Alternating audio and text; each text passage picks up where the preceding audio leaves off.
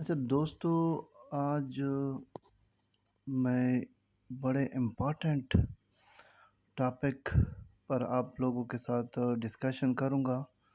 और थोड़ा सा परेशानी वाली बात भी है, परेशान कौन भी है। और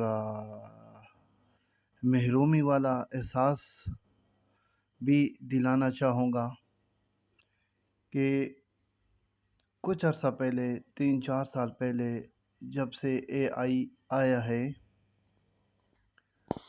और अभी तो सूरत-ए-हाल ये है कि एआई ने, आर्टिफ़िशियल इंटेलिजेंस ने पूरी दुनिया को लपेट में ले लिया है।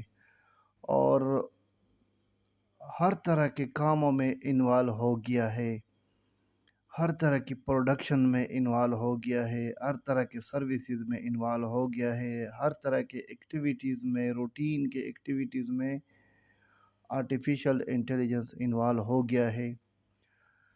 लेकिन मैं बदकिस्मती ही कह सकूँगा कि पाकिस्तानी स्कूलों में, कॉलेजेस में, यूनिवर्सिटीज़ में इसकी तरफ कोई ध्यान ही नहीं जाता। न स्कूलों में और न वालिदैन इस पर कोई तवज्जो दे रहे हैं। घर से बच्चे निकलते हैं, 4-5 घंटों के बाद वापस आ जाते बैग लेके। उनको बस ये फुर्सत मिल जाती है कि घर के काम के लिए उनको टाइम मिल जाता है और वो थोड़े से रिलैक्स हो जाते हैं। और महीने के आखिर में स्कूल की फ़ीस जमा कर लेते हैं। अगर प्राइवेट है, सेम कंडीशन कॉलेजेस का भी है, सेम कंडीशन यूनिवर्सिटीज़ का भी है।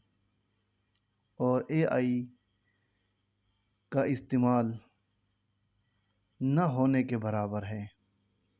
दुनिया कहाँ तक पहुँच गई है एआई के इस्तेमाल में, और हम कहाँ तक पहुँचे हैं या कहाँ पर खड़े हैं एआई के इस्तेमाल में, या हमारे बच्चे एआई के इस्तेमाल में किस पोजीशन में हैं या कितने पानी में हैं। ये हर वालिद, वालदा और हर उस्ताद ख़ुद एनालाइज़ करे।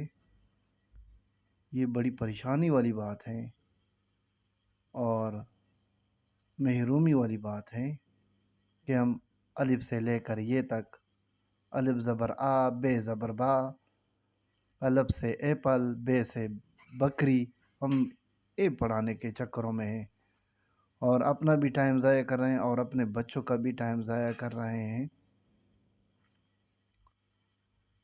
मेरी नसीहत है वालिदैन के लिए, मेरी नसीहत है उस्तादों के लिए,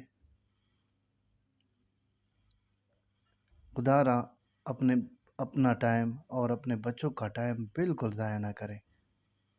और उनको एआई की जो नई लहर है उनसे फ़ायदा उठाने का मौका दें। शेयर ज़रूर कीजिएगा। बहुत अफ़सोस से ये कहना पड़ रहा है।